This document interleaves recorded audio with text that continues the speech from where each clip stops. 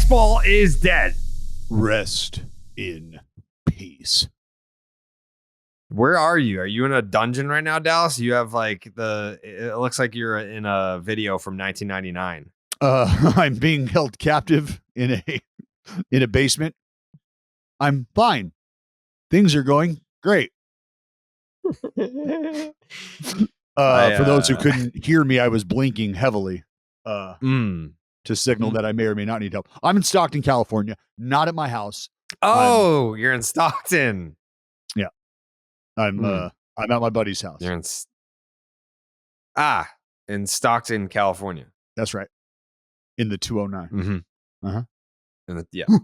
Right. I personally, I didn't want to start here, but since you brought it up, I was watching some baseball over the weekend. Since who brought it up? Let's start there. Because all I've said is Stockton, California. I just want to, for the record, all I've said is Stockton. You don't even know where I'm going. You don't even know where I'm going with this. You don't even know where I'm going with this. But you said I've brought something up, and I've said, fucking word. Well, I'm saying, speaking of things that are embarrassingly bad. So that's a very different lead-in. The Oakland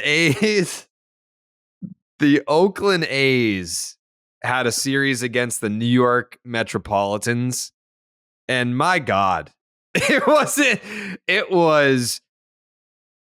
I don't even know what the word is for what happened. Was that Friday night? It had to have been Friday night, right? Yeah. 17 walks. I don't 16 runs for the Mets. I don't want to talk 17 walks for Oakland A's pitching, who did use a position player in this game. How many of the 17 walks belong to the position player? Do you know the answer to this, Jake? I do not. It's just one. So major league pitchers, guys that got paid to be in the big leagues and throw baseballs for a living, 16 of the 17 walks against the Mets belong to actual Oakland A's pitchers. And not only in this game on Friday, and I laid that out at the start of the game. Yeah. Not only were the 17 walks attributed to the Oakland A's part of this game, but apparently a possum has held the away broadcasting booth hostage to where you could make the case that the Mets have the best broadcast team in Major League Baseball. They're right up there if they're not number one. A possum has taken over the broadcast booth for the visiting broadcast team to where they had to put the Mets broadcast team in this little closet where it was obstructed view. Like there was a pole in front of one of the guys. And he had to stick his head out the side to call the game at the Oakland Coliseum because of a possum who, by the way, was shitting everywhere in the broadcast booth. It wasn't just that he was in there and they were afraid of the possum. He was a shit terrorist. He was shitting everywhere, and they physically could not have a broadcast team in there at the Oakland Coliseum, where if you buy a ticket, you may see your favorite team walk 17 fucking batters. It's called tradition, Jared. You wouldn't you wouldn't know about this in Fenway. You guys are fucking everything up. New lights, fucking bullshit. The A's Coliseum is historic. Yeah. And they're keeping it the way it should be. Old school. Oh my God. I want, first and foremost, I want to get Dallas's thoughts on the 17 walks, because I know that they went on to not win a game in the series, right? You guys had a lead, you blew it. Pete Alonso hit the home run in the 9th, and then you lost an extra. So you almost won a game in the series. Yep, almost. Almost won 2 of them. Shit. I want to get your thoughts on the 17 walks and just your overall, because Mets, this is how bad it is for the Oakland A's right now, is I saw Mets fans were pissed after sweeping the A's, being like, the fact that we almost lost 2 games, like we lost 2 out of 3. Like they were counting that series as losing 2 out of 3 to the A's, because the other crazy thing about that 17 walk game is that the Oakland A's actually out-hit the Mets in that game. Yep. They lost 16-5 or something like that was the final. They out-hit the Mets in that game. And then they almost lost. I mean, the fastball, it was a 93-mile-an-hour dick ball to Pete Alonso, right down the cock, straight as an arrow, just begging to get murdered. And it was. Mets fans' reaction was, honestly, I don't feel good. I don't feel good after sweeping the A's. Like, we should have lost 2 out of 3. Dallas, from the other side of things, what was your take on the series? Yeah, tough to consume. I'll be honest. Tough to consume. But that is, I'm not saying anything as a broadcaster that you don't know as a player, because as a player, when you are out there struggling mightily, you know that everybody is looking at you like, can we just get this fucking guy off the mound, please?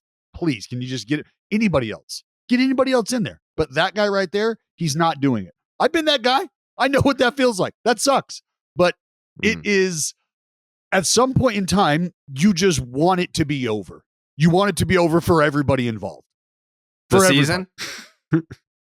Like, that's the most bipartisan answer I can give you, is you are just sitting there hoping that the next pitch is a strike and either it's in play or it's an out. But because you know, and like, being serious for a minute, as the parade of relievers starts to roll out and you just continue to get the same result, the manager's patience is already at a 0. And now here comes a new guy not competing. Ball 1, ball 2, ball 1, ball 2. Every new bat, and it becomes tiresome very, very quickly. This is where I say thank God for the pitch clock, because that would have easily been a 4.5-hour 9-inning game. Easily. It was already 3.5 hours with a pitch clock. With every effort possible made to speed the game along, it was 3.5 hours.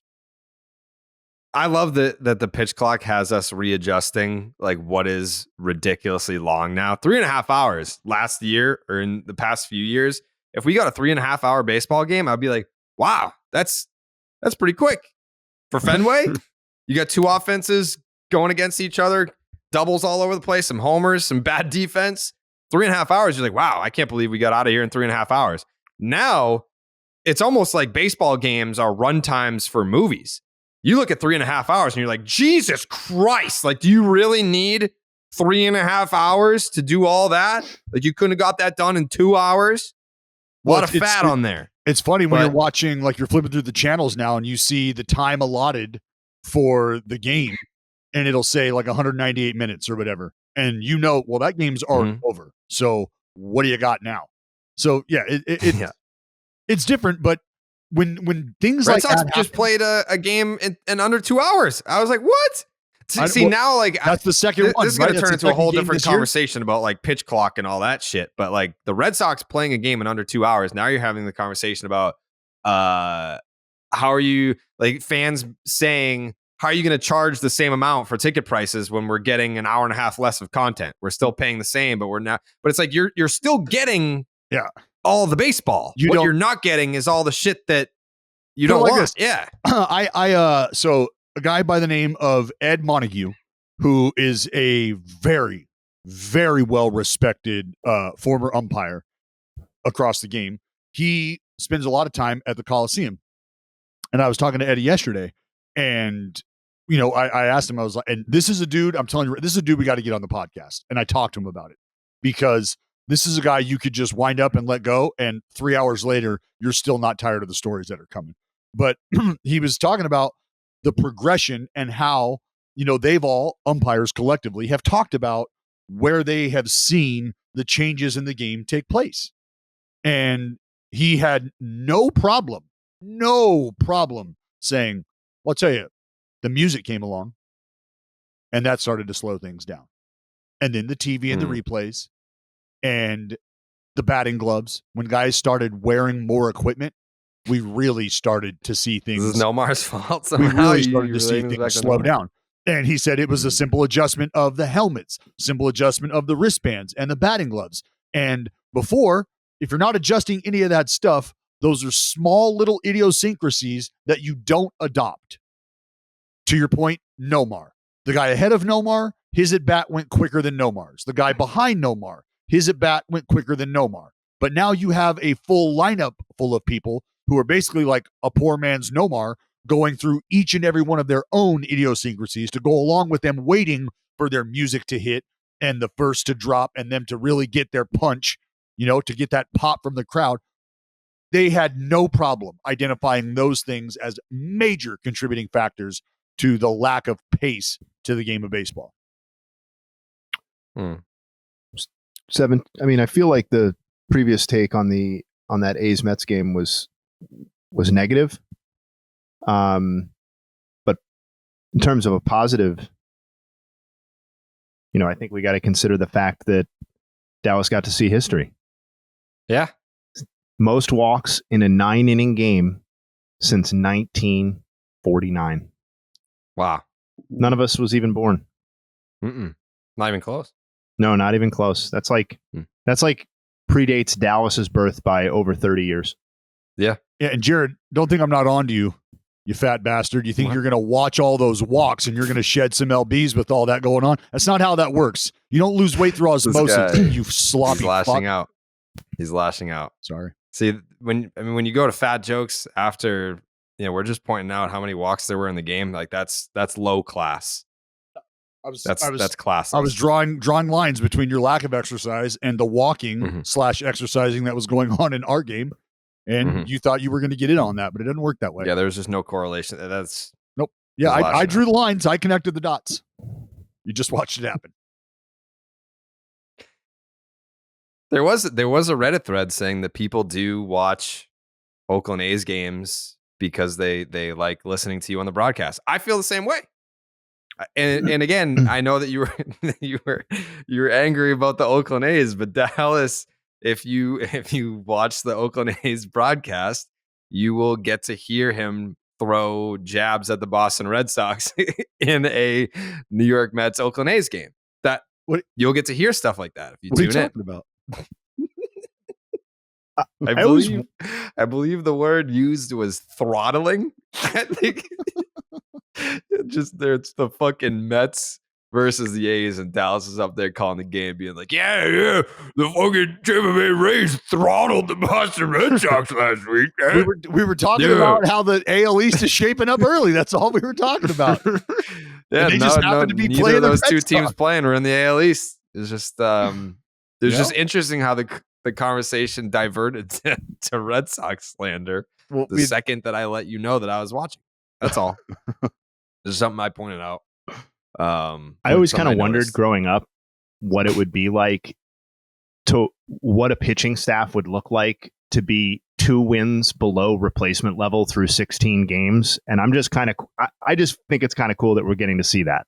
It's fucking, I mean, negative 2.3 WAR for the pitching staff through 16 games. Although, this is what you wanted to see. I mean, I think it's also kind of cool that they lead the league in hit batsmen. Yeah. I mean, just complete chaos. It makes sense though. Like if you're gonna not know where the ball is going when it leaves your hand, you better not fucking know. Like, we're leading the league in walks, we're leading the league in hit batsmen, we're leading the league in wild pitches. That's what I want to see, and we're seeing history this year. Currently tied for third in wild pitches, so I feel like the pace needs to be picked up a little bit. But this is a team that can do it. That's the Triple Crown. That's the true walks, Triple hit batsmen, and wild pitches. Yes, I think we have a new weekly monitoring situation. Look, I'm totally okay with drilling people at this point, because you got to start taking ownership of something, right? And that's what drilling people does. That's my fucking plate. That's my inside part of the plate. Fuck you. And right now it might feel like, hey, catchers set up outside. Well, right now it might feel like, look, I know the plate is somewhere over there and I'm fucking throwing it there. And if you're in the way, look out. It might feel that way right now, but those are the baby steps you have to take to get to that point where you start planting your flag and saying, get the fuck off my dish. We're taking a circuitous route to that point right now. It's all right. It's a little bit of it's just a little bit of a windy road right now for the pitcher. Mhm. That's all. We'll get there. It's called being effectively wild. And every once in a while, you run into a team like the Mets who are disciplined and they'll take 17 walks. Shit happens. They'll take 17 walks. And in the face of a 17 walk ball game on Friday, what you got from Fuji the next day, outstanding, Yes. especially for a guy who had some command issues. So coming off of a game in which you just set a major league record for walks in a game, and you're starting a guy who has struggled with command, it could be a bit of a hold your breath type ball game on Saturday morning. Okay.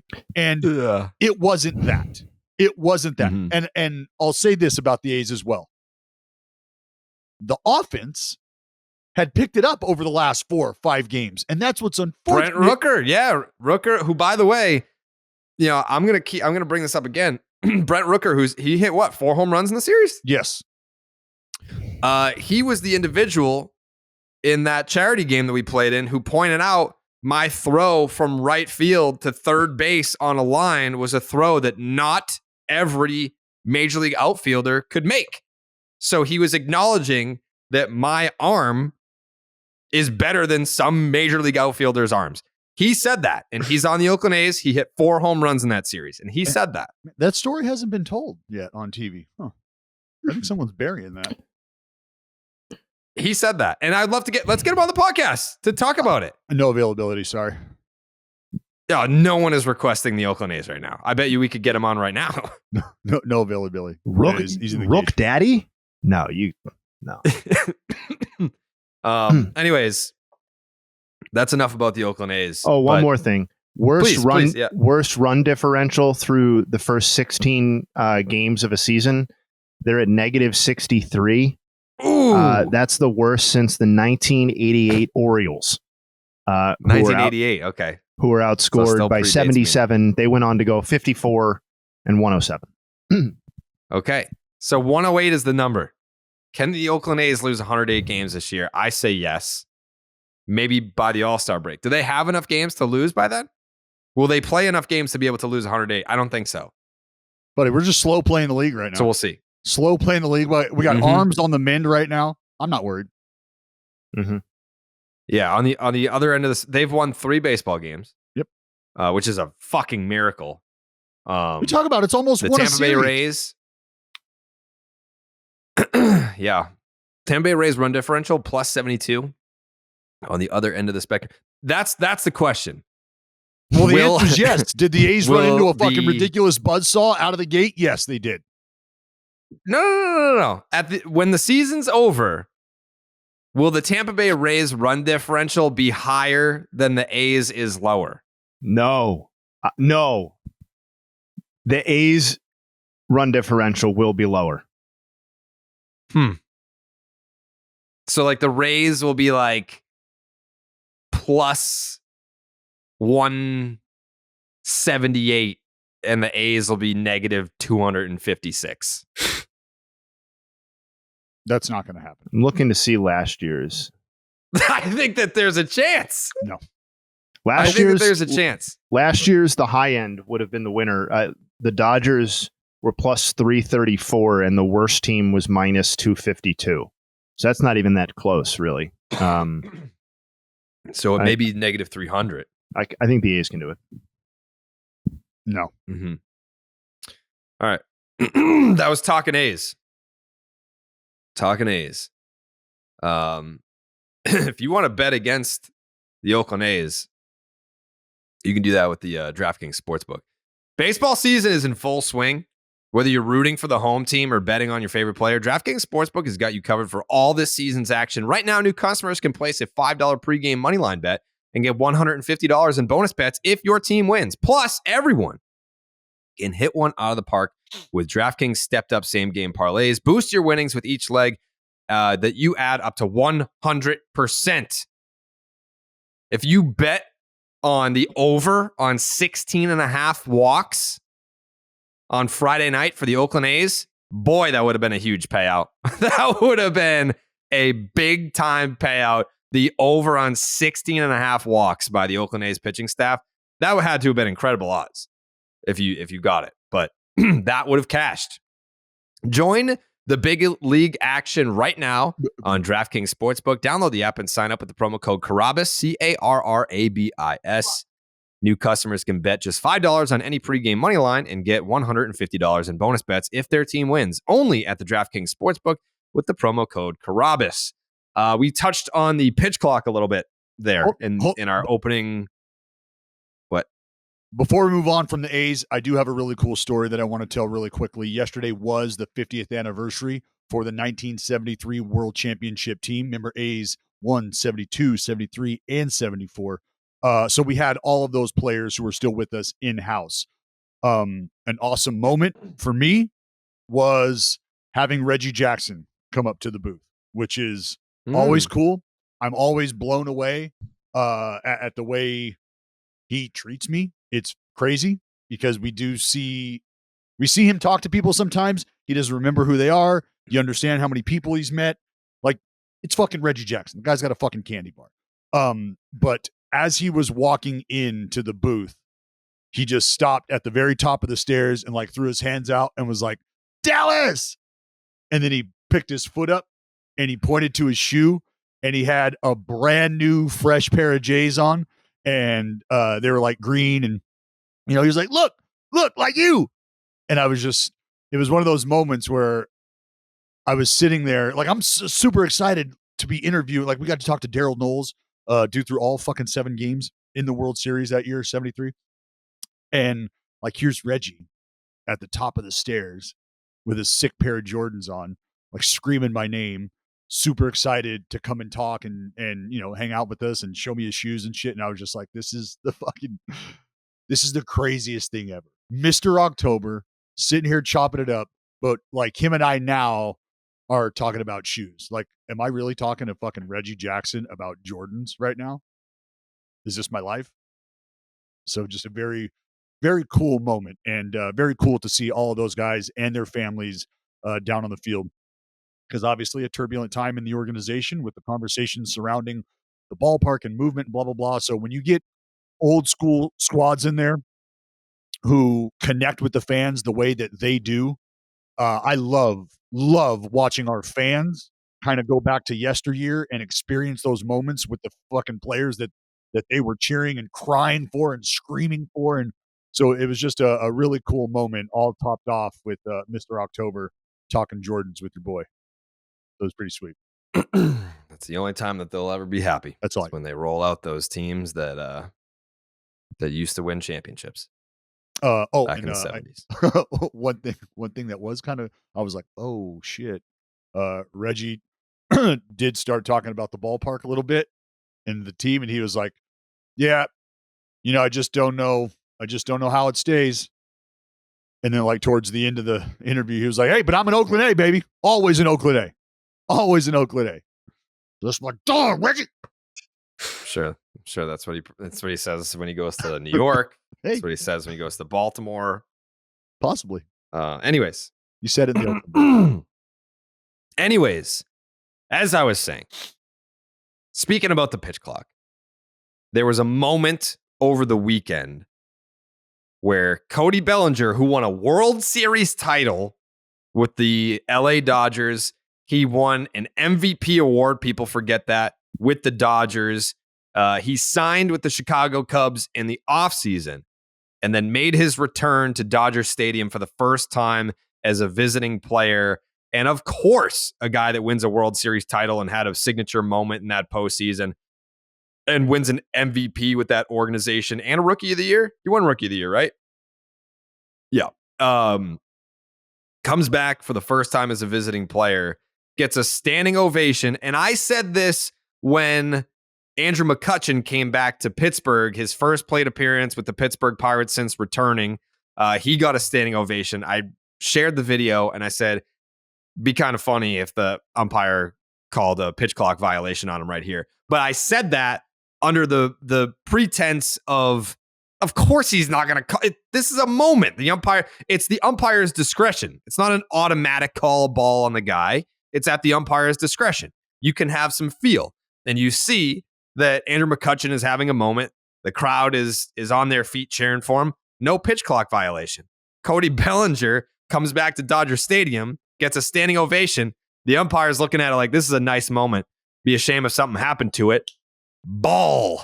And he calls a pitch clock violation on Cody Bellinger for receiving a standing ovation from the Dodger faithful.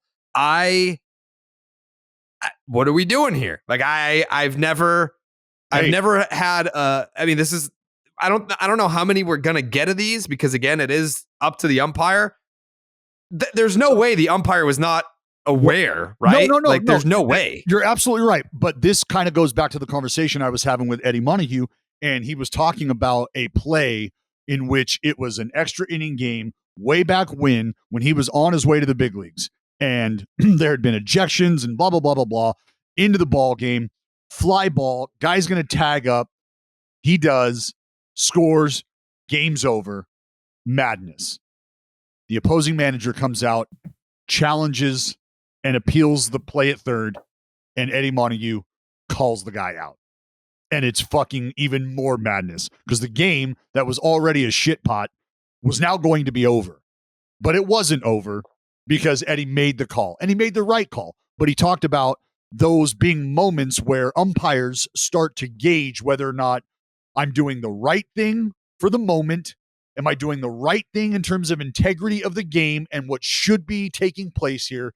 And they're trying to make the best decision very quickly, considering all of those factors I just laid out for you.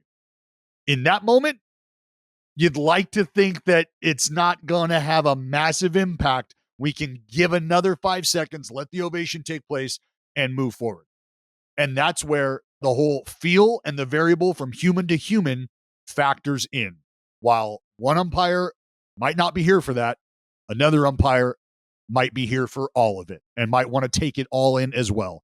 And it's just a matter of who you run into that night. Because what I know is ultimately the umpires are the ones who are dictating the action. They can step away, or they can step in and give you the signal to wind the clock, and now we're going. But it all, kind of like the pitcher, starts and stops with the umpire and his degree of feel that he's looking to apply in the moment. It's that simple. There's no other reasons to think about. There's no other what ifs to think about. It's whether or not the umpire in that moment is going to allow the moment to exist or not. It's that simple. It's that cut and dry. Joseph? Yeah, it was I don't think it was kind of funny. It was bullshit though, because you want to see Belly get his shine. They did the same thing to Sergio Romo in spring training. But that was actually pretty funny. But you couldn't take it from Cody, I want to say, because Cody went off this weekend, had a sick robbing of a home run, and got booed and played it off like a champ. You see that? Yeah, he robbed Jason Hayward of another homer, and it was almost it was the perfect reaction, because they're booing the shit out of him, and he's just looking at him like, me? You're gonna boo me? Like I'm not playing for your team because your team didn't want me here. Like I would love to still be here. That's what he probably wanted to say in that moment.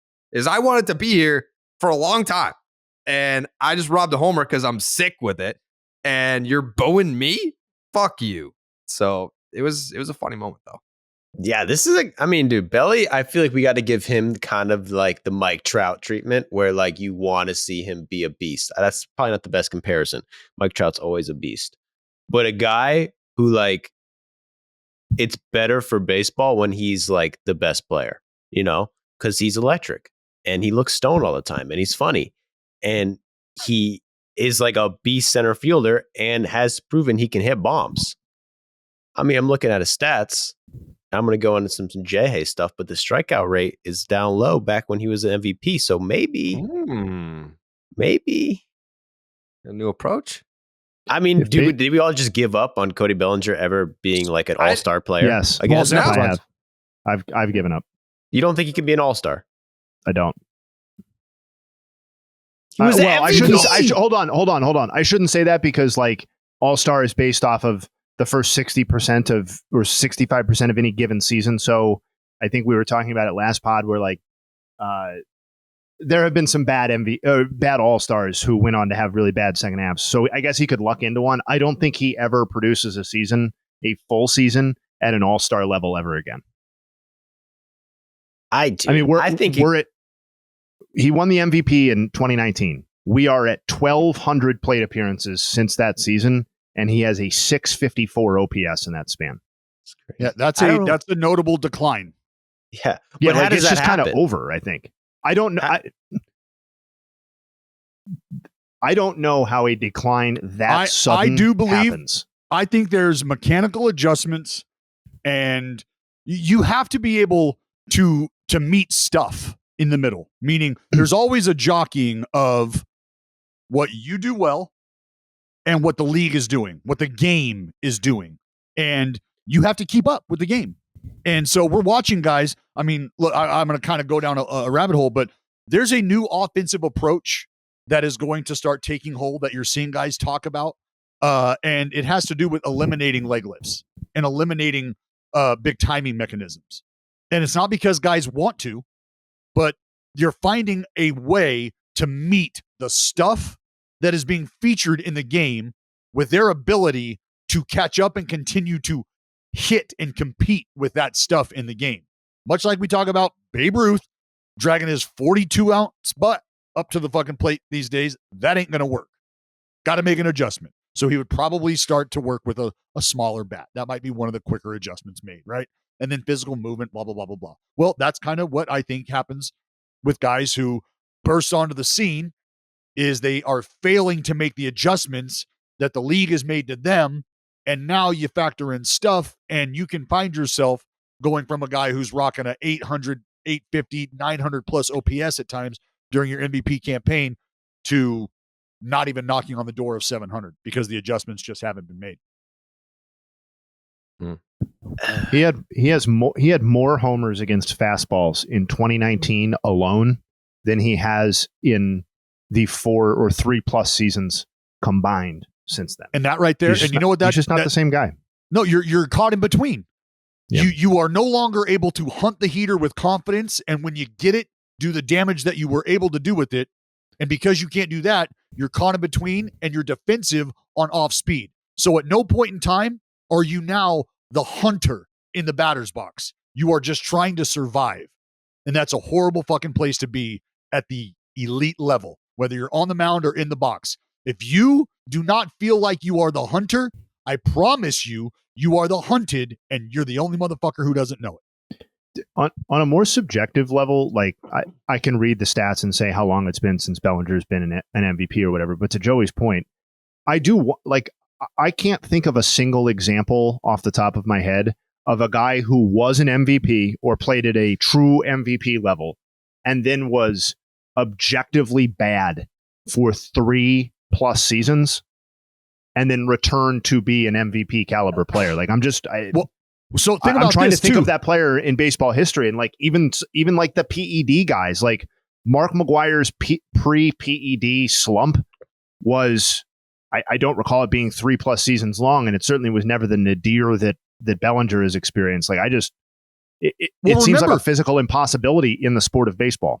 Remember, what was it, 19 when he just disappeared, or 19 or like gone. So 19 was the MVP. 19 was the MVP season. Yeah, and where was he in the postseason? And I'm not saying where was he like he didn't perform. I'm saying he was not in the lineup, and there are reasons for that.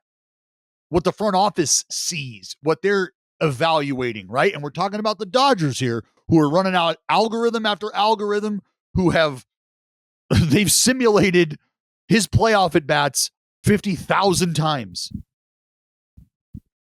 And they were like, you know what? I don't know that our MVP factors into what we're trying to do here in the World Series.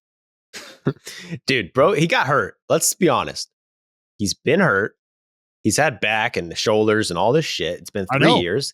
He's feeling better now. The BABIP's low as fuck, and he's still above league average. He's walking way more than he has since his MVP year. Watch out for Cody Bellinger, man. I want this guy to be. Hey, those could be the best reasons, player. Joe. Absolutely. Those could be reasons he bounces back, because if a guy's dealing with injuries and he's struggling and just trying to be serviceable, look, I'm trying to show up, man. You've paid me. I'm trying to be in the lineup. My fucking back hurts. I got problems, but I will man the post. I got problems. Like, I got physical fucking problems I'm trying to work through here. Let me get right, and let me get back to being the belly that you know and love. And maybe we're on that path. The walk rate might be back, and the strikeout rate might be back, but he's not hitting for any pop. His average exit velocity is 86.4 miles an hour, which is actually 3 miles an hour below what it was last year, and 4+ miles an hour below what it was in 2019. Well, Jay, hey, But tell me this. Let me tell you this. Wrigley, that's Wrigley. He's not used to the cold. He goes to LA and he hits one faster than he's ever hit one in fucking 4 years. Wait till it warms up, man. I'm buying Bellinger and I'm buying the Cubs, but I'm buying Bellinger.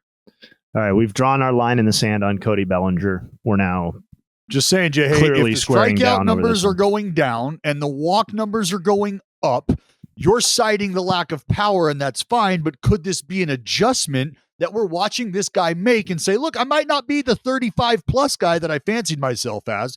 Maybe I'm more along the lines of a 15 to 20 plus guy. Can I find a way to up the OBP a little and start to bang the ball around? Maybe rely on moving the game along if I need to. Skipper gives me a hit and run. Can I get that job done instead of parking one over the fucking wall? Maybe I'm that guy now. And maybe the approach is starting to reflect that, Jay Hay. maybe. And what you just described is not an all-star player. So I'll stand by what I said. Well, he's not a fucking future Hall of Famer. Fuck Cody Bellinger. No, the question was, can he return to an all-star level? And whatever you just described is somebody who sticks around in Major League Baseball, but he's not making any all-star teams playing like that. Cody Bellinger won the MVP because he hit 44 home runs. I know. He's going to beat Baines. He's going to be a Hall of Famer, bro. Oh, my God. That's going to happen. Dude, if this ends up being Harold Baines Part 2, oh, man, that would be something. He's actually about halfway. One win. He's about halfway to Harold this year. He's halfway to Harold, but he's moving in the wrong direction, unfortunately. Halfway to Harold. Yeah. And listen, Cody's the kind of guy, he probably wasn't asked to steal a lot early in his career, but the guy has wheels, and now people are stealing. Put that on his belt too. I bet he gets a lot of steals this year. Let him get on base. Swipe 20 bags, Jay. Yeah, he's already swiped 3 bags. Has not been thrown out once yet. This whole conversation reminds me of the Eric Hosmer leads the league and Scoops tweet that I had to mock over the. It's just all feels so strained. Cody Bellinger won his MVP. He's made a lot of money. Let him settle into whatever this is. It's not an all-star. It's fine. I mean, but Eric Hosmer objectively does lead the league in scoops. No doubt. It's sort of like the A's leading the league in hit batsmen. It's like, it's not. Do we want to really draw attention to this sort of thing? I don't. It's all about the wins. Who doesn't love a good scoop? It's like hunting and pecking for something to give this guy credit for when we all know he's going to be demoted for that Matt Mervis guy in like a week and a half. Oh my God. Matt Mervis has like a 1,000 OPS at AAA right now, and all the Cubs people know who's knocking on the door. Yeah, you know who's not getting demoted though? Well, he probably not. If Hosmer ain't getting demoted, I wouldn't think. That would be pretty funny though. I would tweet about that. Jared Kelenic's not. Ooh, no. He I think Scott Service had the quote of the weekend. Because a lot of people did give up on Kelenic. And he said, just a reminder, this guy's only 23. He's 23. And in his last, I know it's not a huge sample, 8 games, he's hitting .464 with a 1531 OPS. That obviously leads the majors. The only person that has a higher batting average would be last year's batting champion with the Minnesota Twins, Luis Arias. He's hitting 500. But are you buying this 8-game sample? Not saying he's going to finish the season winning a batting title with an OPS over 1,000, but are you buying that this is officially Jarred Kelenic's breakout season? I mean, we're a month into this thing. Not even a full month. Right. And if you think about what Jay said, all-star campaign predicated on Also had a diving catch. 65% of your season, the first half. So off to a phenomenal start. The one thing that you always have to think about are what we just talked about with Cody Bellinger, the adjustments. Because when a guy goes on a tear, you can identify the areas of success, getting to the heater, crushing breaking balls. One of those two things is probably going to reveal itself. And when a guy's white hot, he's doing it all. He's covering everything. He's walking. You really just have to start to pick your poison. So I would think about what the next 75 at bats for Jarred Kelenic look like, and then really start to evaluate what you think the season could potentially look like. But don't you think it's a positive? At least one good sign is that they kind of already knew his weaknesses coming into this because he did so bad his first year and a half. So they kind of seems like they kind of broke the code, and then he reverse broke the code and said, actually, checkmate, reverse card. So they're going to have to break the code in a new way. Well, it's his approach. If he's chasing pitches, or if he was, which was the problem, and he's now doing a better job of separating balls and strikes, and he's being more aggressive on pitches in the strike zone. He's putting those balls in play with more authority than before. He's not hitting in 1-2 counts. He's not, again, chasing bad pitches and leaving himself or putting himself on the defensive, as opposed to being able to hit in a 2-0, 3-1 count and be comfortable looking for certain pitches. Those are the little adjustments. To that point, I'm buying for the most part, because a lot of the underlying stat, like Jared started off by saying a lot of people bailed on him, or Service said that a lot of people bailed on him. And that's true. There was also very little reason other than his prospect pedigree to not be really discouraged by what you saw in the first two seasons. And because it's not like he was unlucky on balls in play or something like that, but he is scorching the baseball this year. He's not a guy who has like Luis Arias his way to a 500 batting average where he's not really even hitting the ball hard. And I'm not taking away from Arias and his style of game, but Kelenic has the 5th highest rate of hard hit baseballs in the league this season. He has the 3rd highest expected WOBA in all of baseball. It's like everything about how hard he's hitting. His average exit velocity is 94.8. It was 86 last year. He's doubled his rate of barrels. And to Dallas's point about the swinging at pitches out of the zone, he's basically gone from league average. He wasn't terrible at that last year, but he was about league average at it last year, and he's cut it substantially. He's cut about 25% off of his chase rate. So I think there's a lot to be excited about here. It's like 80%, right? What's that? His zone and he's making more contact in the zone too. He's gone from 72.5% last year to 81.7% this year, which is about league average. So he's not swinging and missing in any way like he did last year, and he's hitting the ball much, much harder when he does make contact. So even if he's not the 4th or 5th best offensive player in the league, I'm buying for sure. See, and those right there, like I would really be interested to have a conversation with him and ask him what some of the adjustments he's made are, and I will do that when we get into town, because that right there, is that not a very, very comparable image to Cody Bellinger? When we're talking about the whiffs, the swing and miss, the chase, the inability to barrel fucking anything, and now we're hearing and we're seeing, not only is he not swinging and missing, the chase is down.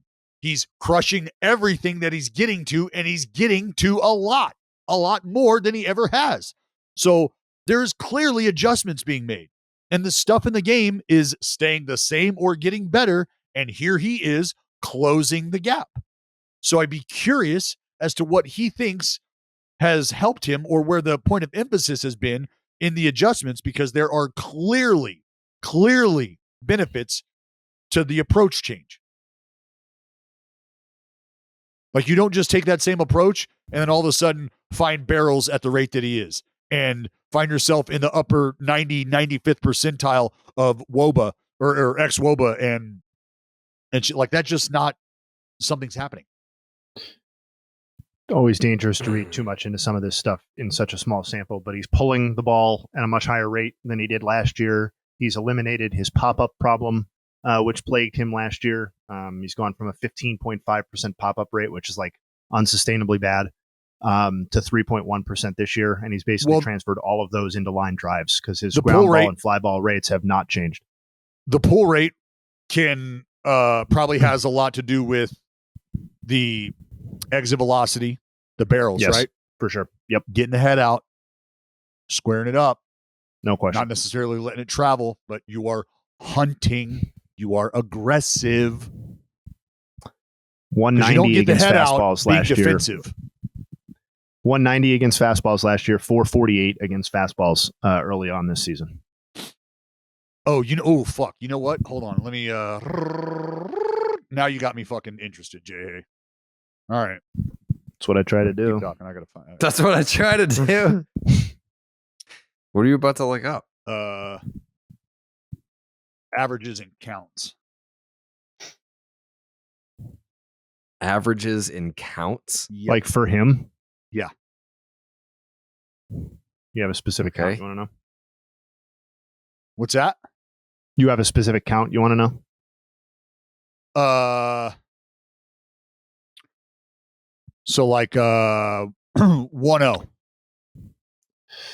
So far this season, he is hitting a crisp 1,000 on 1-0. He's 4 for 4. Yeah. How about this though, Jay? With 2 home runs, he was 2 for 10 with 1 home run last year.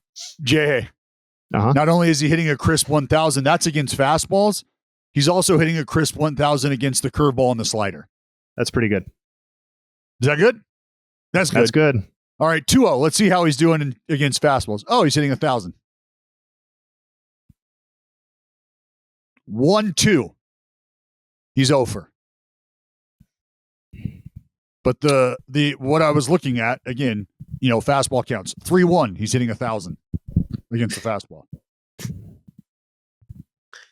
So he's doing a pretty good job in fastball counts. Also, batting average, non-2 strike counts, he's hitting 500, slugging over 1,000. With 2 strikes, he's hitting 217, slugging just about 350. But the idea is when he's behind, he's hitting 333. When he's ahead, he's hitting 600. I think we can conclude this by saying what I've wanted to say for a long time. I think we can say that the Mariners have won the Edwin Diaz trade. Let's go. It's official. Congratulations. Yep. We've been waiting a long time, pretty much the whole run of the deal. Yeah, he should start coming out to the trumpets, dude. Just a big fuck you, Mets. That would be he goes out to the trumpets. Epic. That would be great. Oh boy. Okay. So we're all in on the Jarred Kelenic breakout party. The Rays finally lost a game. I don't know that I have a ton to add to that, other than we can talk about it on the Blue Jays side of things, what that means for Toronto more so than what that means for Tampa. But since we were on, what was it? The people were like messaging me saying that yeah, man, like I listened to Baseball is Dead like at night to wind down, and I'm just about to like drift off into sleep, and then all of a sudden it's like he's like, I can't. Can you stop doing that on the podcast? No, no, I can't. If the Rays keep performing well, then like I'm sorry, but my hands are tied here. Look, but I think the story is more so on Toronto's side. The story is more so that the Toronto Blue Jays played well against Tampa than Tampa losing a game here. My look, let's zoom out just a little farther. This baseball team won the first 13 games they played. The first 13 games they played, W's. Chalk it up. It's a fucking win. You had 2 weeks worth of baseball where you're not losing a game. For the New York Yankees and the Tampa Bay Rays, for the New York Yankees and the Toronto Blue Jays to only be 4 games back right now. I know we're not even a month through the season. That's a big deal. I think that's a big deal. I think it's an even bigger deal that our guy, Alek Manoah, has been objectively bad to start the year. Not great. Not a great run at the Cy here early. No. It's almost, I blame Dallas for this. Like every pitcher that Dallas picks to win the Cy Young Award, he doesn't just not win it. He becomes the worst pitcher on the staff. He absolutely ruined Barrios, who is the worst pitcher on the staff. So ruined him. And now Alek Manoah through 4 starts, 19 and a third innings, 23 hits, 15 earned runs, has given up 4 bombs, and he's walked a league high 15 batters. That is a 197 whip and a 698 earned run average. The FIP, where's the FIP at? 7. So it's basically, it's all true. Unimportant. It's all true. Dallas is building quite the awful reputation for himself as it pertains to his Cy Young picks. That's not true. I would, if I'm in the league. No, Dallas, listen, here's the spin zone for you. Successfully guess the Cy Young Award winner here. Here's the spin zone for you. You need to let me popularize that you're cursed, because now you can get the top pitchers in the league to pay you to not pick them for the Cy Young Award. It is worth it. It is worth it for guys out there to be like, Dallas, here's like $5,000. Do not pick me to win the Cy Young Award. I'm going to have managers sending me the fucking Will Smith meme. Keep my pitcher's name out your mouth. Yeah. Keep my pitcher's name out your mouth. This is how we rebuild the completely destroyed relationship between Dallas Braden and Bob Guerin. Is once he takes over as the Cardinals manager, he'll pay you to not pick Jack Flaherty next year, which is, there's probably a 70% chance that that's where you're going. No, I as I said, I'm the only one who's got the skin on the wall in Shane Bieber telling you that he was going to be the Cy Young Award winner, watching him become the Cy Young Award winner. No, that's not what you did. You did Shane Bieber on your wall? You did not pick him to win Cy Young. You picked him number 1 in our draft. That's not the same thing. No. He was yes, he was. Mm-mm. Yes. No, he was not. You picked him number 1 in our, 25 and under draft, Jay? Yeah, it was 25 and under. It was some sort of 25 and under. You picked him first. You did not pick him to win the Cy Young. Oh, no, you know what happened? We picked whoever I picked won the Cy Young the next year, and then I picked Verlander, and he fucking lost. He took second. That's what happened. So yes, yeah. You lost. But I nailed them back to back years. They won it the year after and the year before. That's all. With all due respect to the Blue Jays, is it possible that the biggest story was actually Jeffrey Springs getting injured?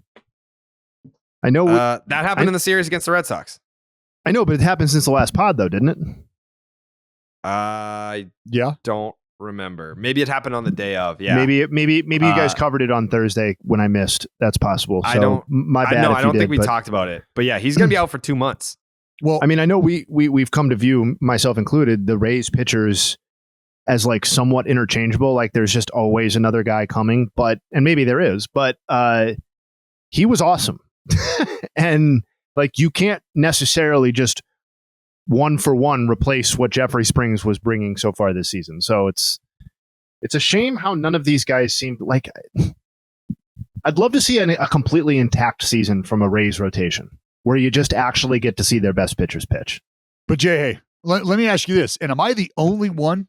All their pitchers are their best pitchers. Am I the only one at all that when it was announced that they were bringing up their prospect, Bradley, I was going, so they got Glass now on the mend. He's working his way back. They seemingly have no need for this guy up here right now. They're bringing him up. Yeah. Made a start. And then all of a sudden, Jeffrey Springs is Jeffrey Springs is gone. And I don't. All I'm going to say is I've had plenty of conversations over the years with guys who have grown up in that organization, guys who have made their way to and from that organization, made stops through there. And one thing that is echoed that is as consistent as anything is they will ride you and they will let you spin it until the wheels fall off. Mm-hmm. And when the wheels fall off, the wheels fall off. No, 3-0 Angels. Yeah, Renfroe just hit one in Jared's driveway. Oh man. Well, it's Brian Baez's first start at the big league level this year. He's been hurt. He's a rookie. Yeah. Gio Urshela hit a grand slam in the first inning against Nick Pivetta. Red Sox still won that game too. I'm not worried about it, but yeah, I mean, it's not like you're facing the best pitcher in the league right now. So you got one of the worst bullpens. Trust me, Shohei ain't going the distance today. He's going the distance. He ain't though. He ain't.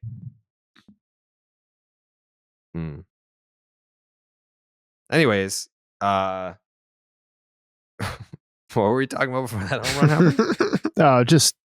just the Rays, I think. Oh, the Rays. Yeah. It's over. Yeah, their streak's over. It's over. Good. It's over. Yeah. Jeffrey Springs down. They lost. They got a losing record against winning teams. Yeah. Rays back to Anyone 500. who was like, you guys are talking about the Rays way too much on this podcast, don't worry. That era is over.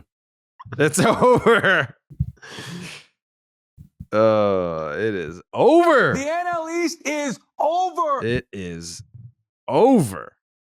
That's too bad because I really did enjoy talking about the Tampa Bay Rays. You know what else is over? What? The fucking homer that Kutch hit. The baseball is over the fucking wall. Over the wall. You Captain want to talk about the Kutch Pirates? and the Buccos, baby. No. And the fucking Buccos. Carrabis.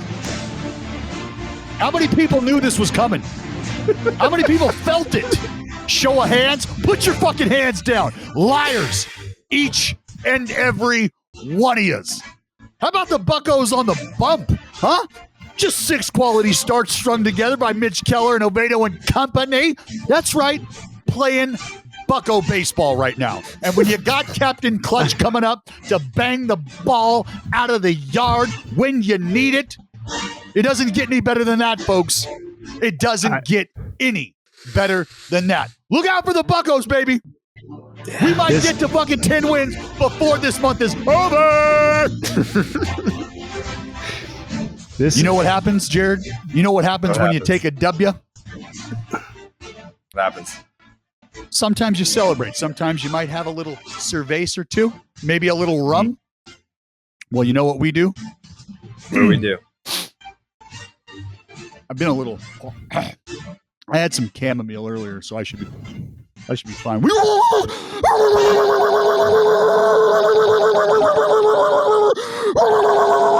it, Jared. That's what we do. Raise it. Come on, Kutch. Carry the boys. Thank you, Dallas. So it was a decent weekend. Decent weekend for the Pirates.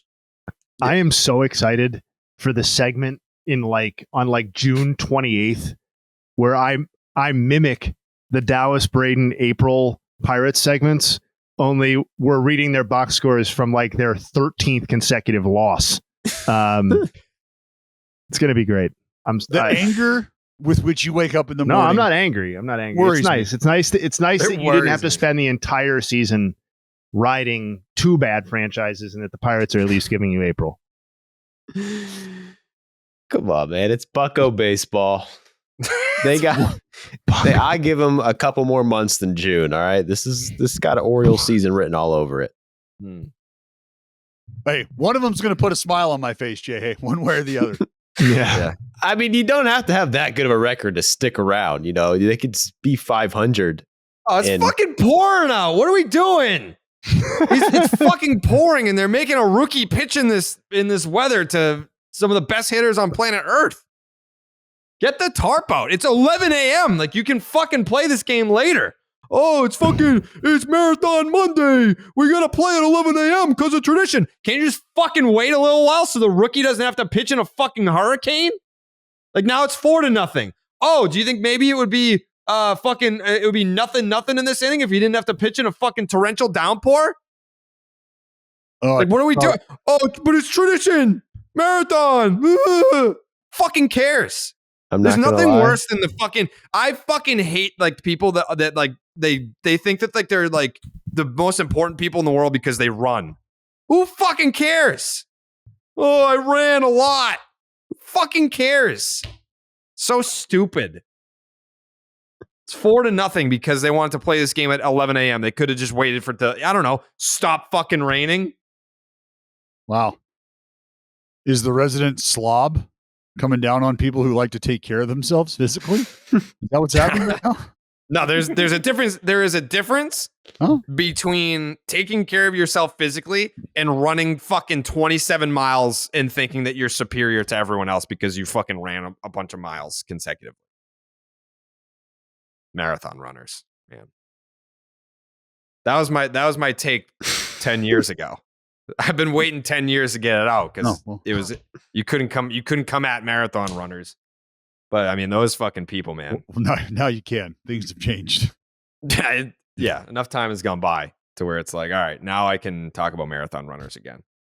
Man, self-importance of those fucking people.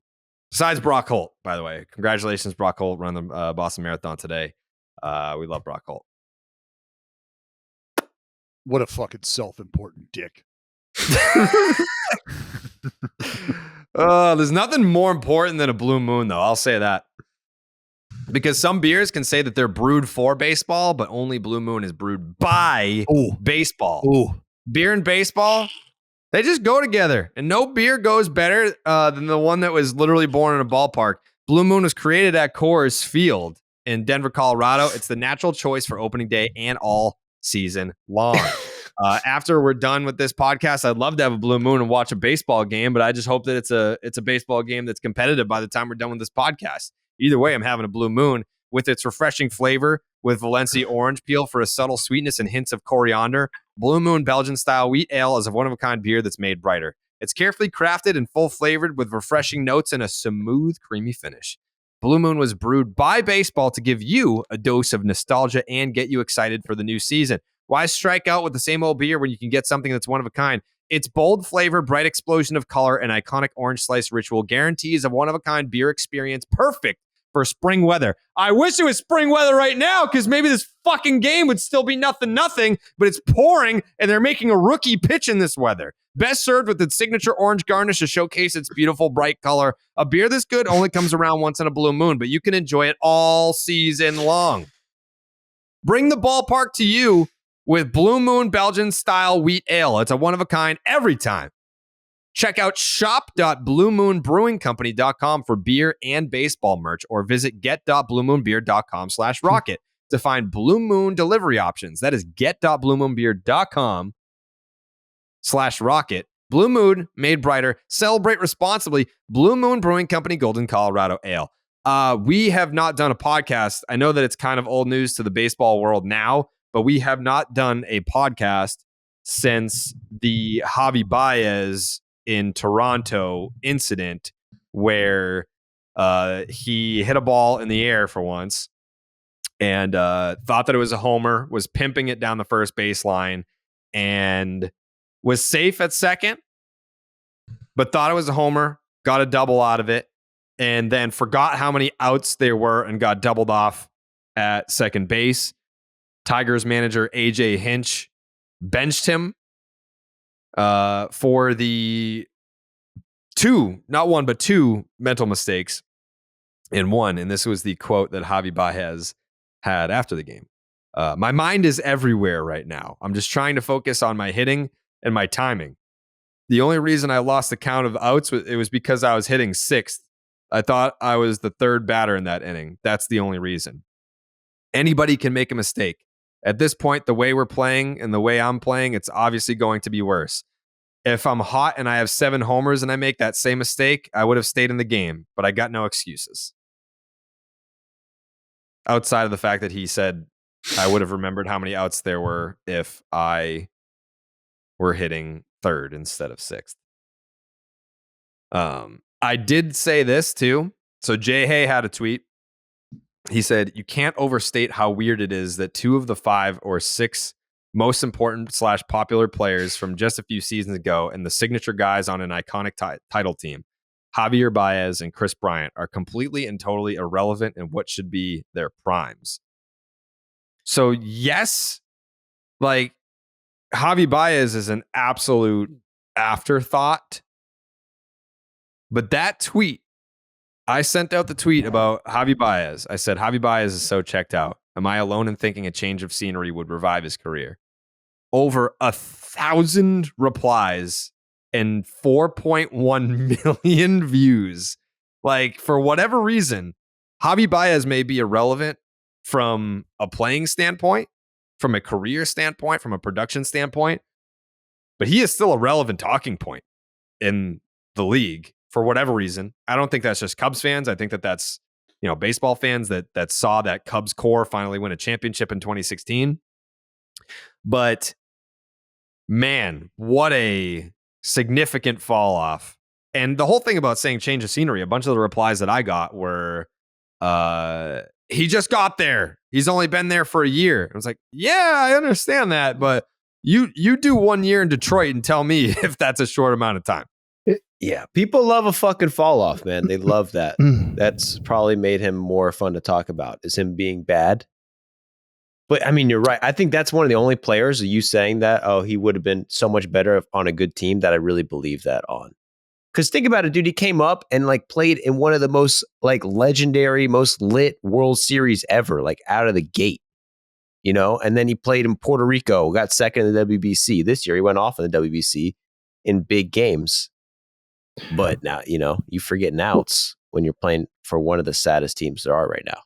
Well, Javy Baez is supposed to be the dude there, right? Yeah. The guy. Yeah. The guy. I think he was I think he was supposed to be the dude who got in the door, who led to an uptick, and then other dudes, right? I think that was right, but he was not that guy in Chicago. He had Kris Bryant ahead of him. He had Rizzo ahead of him. Jason Hayward ahead of him. He even had early, whether you like the dude or not, and what happened, and he's gone and off the face of the earth. But the fucking Addison Russell. Addison Russell, thank you, who former Oakland A. But Addison Russell was supposed to come up and contribute and be this guy, right? So Javy Baez didn't have the weight of being who he is supposed to now be in Detroit. And that has a massive impact on how a guy wakes up in the morning, goes about his business, because there's days where if you're not the dude, you like that because you can just kind of blend in today. Today, I'm going to do things a little differently because I'm not Brizzo and co, and I don't have them up my ass. They're watching me do the cool, flashy shit, and that's what they like.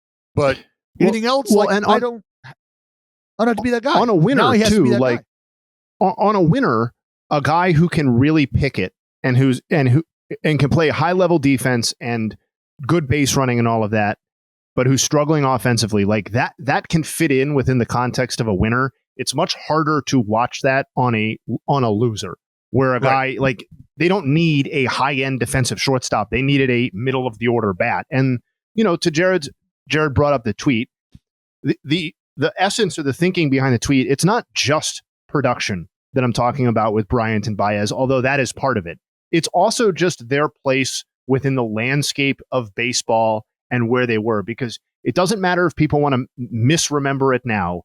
They were some of the most popular players nationally in the game of baseball. I had a listener or a person on Twitter challenge me on this, saying that Bryant and Baez were never near the most popular players list. And while it's just one example of that, I went and pulled the top selling jerseys of those years. And Bryant was second, third, seventh over a 4-year span. And Baez was third, eighth, fourth, or something like that. They very much were the most popular players in the sport. And not only has their production fallen off most drastically with Baez, but they're now in situations where you just don't think about them.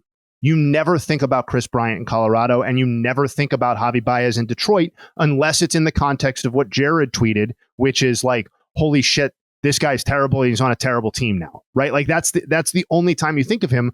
And the only time I'm seeing Kris Bryant mentioned is the stat that keeps going around where he still is yet to hit a home run at Coors Field since signing with the Rockies. Like if that's what you're known for now, like I'm so, like, that's not what it used to be. And it's not just the natural decline of a player through age. It's not the same thing as Cody Bellinger, because with all due respect to Cody Bellinger, he was never one of the most popular players in baseball over a half-decade span. Maybe 1 or 2 years, but a half-decade span we're talking about with these Cubs guys.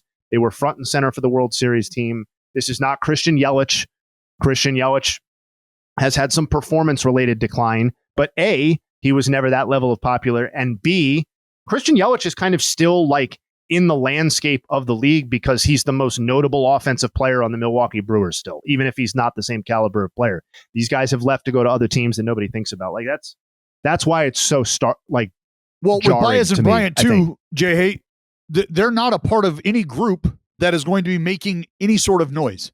So ever for the rest of those contracts, your base level of interest now is all but gone, because why are you watching any team if you're not a fan of that team? If they're not making any noise at all, you're not watching them. Great, they've got a star player who was a star back then, and fantastic, but that's all they've got at this point. So nobody's tuning in. Sorry, and this is the last thing I'll say, but like there was always a fascination, I think, with Baez's offensive game too. Like everybody loved the defense, but there was always this fascination with his offense because it always felt like it was on a razor's edge, right? Because he swung at so many pitches out of the strike zone and had such a high level of swing and miss in his game that like when he's at peak bat speed and peak athleticism, that's going to play, right? But it always felt like when the end came, the end would come quickly. And that's exactly how it's proven to be. It just happened to coincide with the very beginning of his Tigers contract, unfortunately. Yeah, like it's not a good place to be as a player who is on the downside of production and you find yourself in an empty parking lot of a organization. At least with Kris Bryant, he hasn't sucked. He's just signed with an irrelevant franchise and has had health issues. Like he only played 42 games last year, but in his 247 plate appearances as a Rocky, he's hitting .303 with an .821 OPS. But he's just irrelevant because of playing for the Rockies. Yeah, and Javy Baez is more relevant than him just because he's bad. Yeah, in a way, 100%. that's true. And also, like, context is important with Bryant, too, because we were never thinking this way with Baez, but the first 5 or 6 years of Kris Bryant's career looked like we were talking about a future Hall of Famer. We were talking about a generational third baseman, right? Or a generational half third, half left field, whatever. And through 2019, like, he was that dude. And to Jared's point, on a per game basis, still a pretty damn good baseball player. But part of the Hall of Fame trajectory is being on the field too, and that's what's part of what's so disappointing. It looked like he was going to be like a cornerstone guy for a long, long time. Well, I don't know if you guys watched the Tigers game before the Javy Baez mistake. I know you didn't. Nobody watched it, but I did see the AJ Hinch had an interview where he was like calling out like multiple dumb mistakes. They were asking him like, what do you think about this? Oh, this player made a mistake. There was like 3 examples of guys making stupid mistakes the day before this happened. Javy Baez forgets the number of outs. It makes it look way worse because of that. So he's kind of fallen on the sword a little bit. Let's be honest. When they signed Javy Baez, people thought it was a good signing because they thought they were going to sign more players and their new players were going to be good. They weren't. Like, you can't blame Javy Baez because the Tigers suck. It has nothing to do with him. But since he got benched, they're 3-0. I think that's a really AJ important Hinch point, had to make it. I mean, you have to do that. Yeah. You have to do that.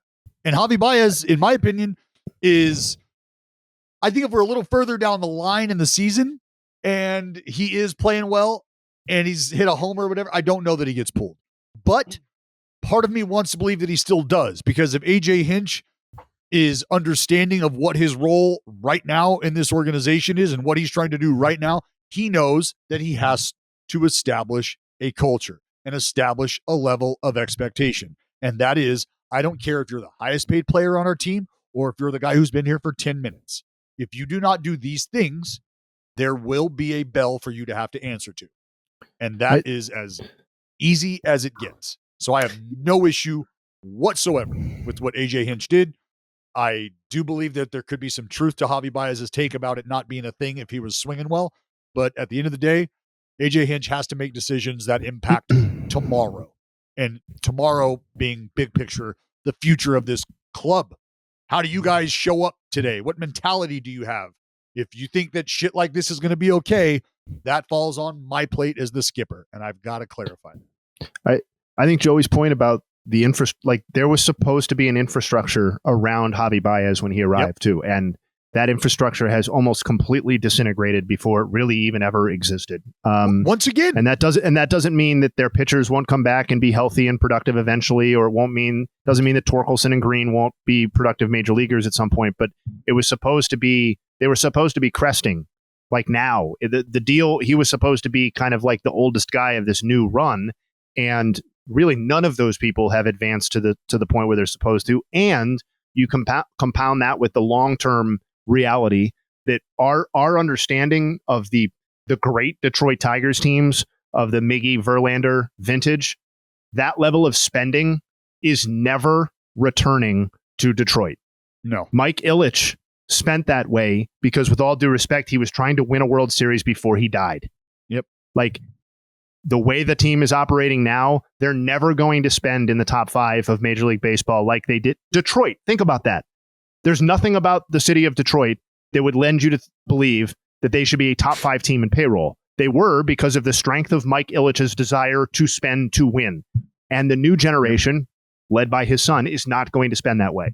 So the future is really, it's just like when you combined all that, I know it's originally about Baez, but it's just a tough overall picture if your big signing is not going to work out. This is kind of off topic, but I'm only bringing it up because I just saw it happen with Shohei versus Yoshida, which, by the way, I love Masataka Yoshida, but to hype up that matchup like it was like can't miss television, it's like Yoshida is not an established big leaguer. Like, I understand that they played on Team Japan together and like, oh, 2 guys that have come over from Japan to play Major League Baseball, but Yoshida's been here for like fucking 10 games and is not tearing the cover off the ball by any means. So like they have like all like the dramatic cameras on like Ohtani versus Yoshida. It's like, bro, like we get it. They're both from Japan. That doesn't mean that this is some fucking marquee showdown. He threw him 2 sweepers to start the at bat. And Dallas, why are we seeing this? It's just a this name. Year. It's a name that the graphics team on every fucking station. Why though? Why this year? Well, listen, it's a slider. Like what is different about? But there are different shapes. It's a different grip, but it's like no. The action is that of a slider. The movement, and it's varied. That's what you have to understand. Is like, I throw a downer. When someone tells you that, like, it's got more downer action. Well, now you're talking about vertical movement. I throw a slider with more downer. When you think about that, think about a Brad Lidge slider. How it looks almost like a fucking split. Just whoop, straight down, fucking gone. Sure, there's some horizontal to it, right? But we're really talking about vertical movement, up and down, fucking disappearing. Well, now I got a guy who might have a lower arm slot.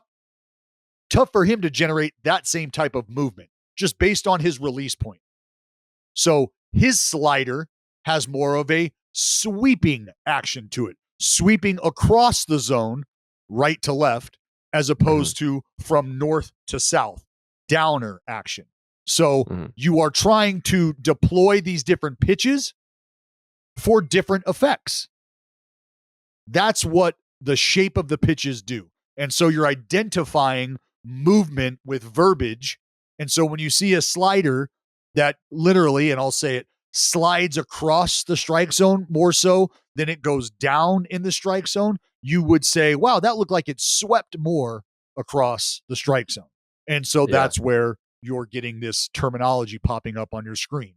is Is sweep. the sweeper the slutter, but they just don't want to offend people by saying slutter, so they call it a sweeper? It's the same It very pitch. well could be. I have said slutter on television multiple times. So has Kevin Youkilis. Kevin Yes, Youkilis and- said slutter about 95 times in one broadcast. Yeah. And I saw fans getting upset about it Well, on and- Twitter. and- Being and like, like- he's just saying slutter because he thinks it's a cool word. Yeah, no, it's the difference between this isn't as short and small as a cutter. It's a little bigger than that, but it's not as big as the slider. So what would you call those two things combined? You'd probably go slutter. Yeah. I gotta So be it's honest. it's like sweeper get is the better. fuck out of your feelings about slutters. They're not enough. Why? Because you don't like the word slut? Because you don't like Yes, the way that because- sounds in a completely because different I'm- fucking context, unrelated to the game of baseball? Oh, okay. Shut up. I don't want to hear you. Stop. Are you it. talking to me? You're an Are you idiot. talking to me? Stop doing that. I can't tell whether Go you're ahead, talking to Jay. me or not, but either way, I think it's just more descriptive. I think I think hear it's what? sweeper more More descriptive. descriptive. Turn up your gain a little bit, Jay. I think it's more descriptive. I think I hear sweeper and I can envision what doing more cleanly than I can with slutter. When I think sweeper, I think what the Braves just did to the fucking Royals. Oh, The shit! East is over. Wow. And the Reds. Damn, dude. It's cold So I think It's you gonna go be that easy. with Slaughter for the I was Braves. just curious because I mean, you've cold-blooded. like you've heard the term sweeper, but now they're classifying it as its own pitch instead of like a nickname for a slider. Well, I guess Now it's like a different pitch. It's a new pitch. I think it was Shohei has like 3 or 4 different sliders. Yeah, it's again, it's pitch movement, the movement profile. What does the horizontal and the vert look like? That's where you're diving into, like, and I'm sure that maybe each organization has their own different metric or their baseline, where if you're working with this amount of vert movement and this amount of horizontal movement, this is what we'll identify it as. If you have this amount of movement with this amount of movement, this is what we'll call it. Isn't this really just a reflection like available? Like It's super soft, Jay. It I went think down it- the other way. Yeah. hello? A little down, just a tad. All right, we good now? Yeah. All right. I think it's just it's about available information too, isn't it? Like Well, yeah. because like teams just didn't have quantity of horizontal and vertical movement available to them until recently. So you really couldn't sub-classify these things, right? You just had to kind of go with Well- slider, Well, curveball. Like we didn't call I the disagree. cutters weren't necessary. Oh, you disagree? Absolutely, because pitching labs have been around for a long time and they've had these metrics, so they can and they have been. Well, what are we talking about? A identifying long and time? Basically, what's that? What I mean, maybe we're just crossing wavelengths here. What do you mean a long time? I don't think. Are we talking about like 10 or 15 years? Or are we talking about Yeah, like over the last decade, pitch okay. design. Yeah, I understand. Yeah. Yeah. Sorry, I was talking about like the 1970s and 80s. Like you just had slider, curveball, changeup because Oh yeah. not exclusively, but you know what I'm talking about because like you couldn't measure this stuff. Well, like think about the difference. Like Dave Stewart didn't throw a split, threw a fork ball. You Right. want to know how he holds his fork ball? Very, very similarly to anybody that's ever thrown a split. So, I mean, call it what you will, but that's where the movement profile absolutely makes a difference in how these pitches are being labeled because we're after a certain action. I want this thing to go down. All right, well, you don't want it to sweep? No, I want it to go fucking down. I want more vert on this thing. Okay, let's work on that. You know what? I want the right-hander. I want him to run out of bat. So I want more of a sweeping action on this. All right, let's get in the lab. Let's develop a sweeper. So movement profile, the effect you're after, that's why you start to manipulate and change. Just had to bring it up. Yeah, Because for sure. I saw people were asking me, and I was like, bro, I don't fucking know. Like, sweeper was not a thing until this year. Like, you just did not see it on broadcast graphics. Nope. where they would identify which pitch was coming in. Sweeper was not a thing until this year. And now they can't shut up about it. Well, like first, it all started with that viral video about the I was it Matzik maybe pitching for the Braves, going crazy with like the slutter. It's like so everyone's like, oh my god, slutter! They said slut. Oh my god! But like slutter has been a term for quite some time. Yep. We just didn't see it recognized by official. There's so many terms that we use in the game of baseball that if they surfaced, people would be like, what the fuck? You can't say this. You can't. Like there's terminology for throwing changeups to the same sided hitter as you are a pitcher that people would be like, what? What does that mean? Why would you say that? Yeah. Well, now we know. Jay Hay just saw this on Twitter. MLB and MLBPA are paying players $10,000 for in-game interviews on broadcasts. Yep. So what that tells you is roughly how much an at-bat or an inning is worth to the players. 10 racks. Right? I hate that stuff. That's essentially like, and I hate to look at it like that. And I'm not saying that the players got together and were like, "Nah, gonna need 10 grand at least, or else we're not." No, I'm saying Major League Baseball came up with a number, and they talked about this and said, if we're gonna get you guys on the mic, we know that we're gonna have to incentivize you. So here's what we're thinking: 10 grand. We mic you up, check in with you a couple times throughout the game. Whether it's I bet you it started at like 2,500. Yeah. Yeah, that started at about 3,500. So you work your way up to 10 grand and you figure out whether or not it's going to be an at bat, and, you know, an inning in the field or whatever. But honestly, you'd be ignorant to think that this wasn't something that had to happen to get the access. How many in-game interviews with a player have you found to be interesting or took something from? Minimum. Like Justin Verlander is great when they have him in the dugout on a non-start day. He's great. And then the Alek Manoah mic'd up during the All-Star game while he was on the mound, which obviously cannot happen in real Major League Baseball games. That was outstanding. But outside of that, has anything notable ever been said in a dugout interview with a player before? Ramon Laureano, when they interviewed him during the playoffs and they gave up like 3 runs. It was awful, but it was notable. It was the dumbest thing that's ever happened.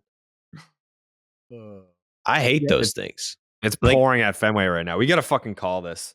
We got to call the game. The Angels are trying. God, yeah, I got to call it. Absolutely have to call this game. Yeah, I mean, nobody's surprised by having to pay for this, right? That's not a shock to anybody, is it? No, I'm not surprised that they're paying for it. I'm surprised that like they think that there's value in it. Well, there is, because that lays the groundwork for more accessibility. Yeah, I think they want the players to get into the habit of doing things, even if some of those things require compensation.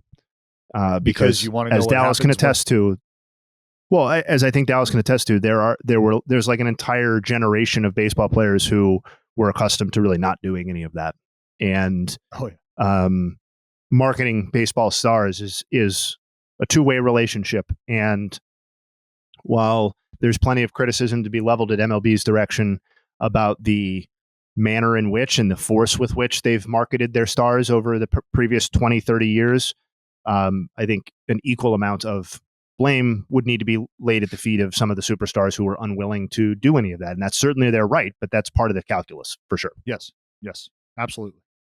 Everybody is culpable. Tough to grow the game if the seeds don't want to be watered.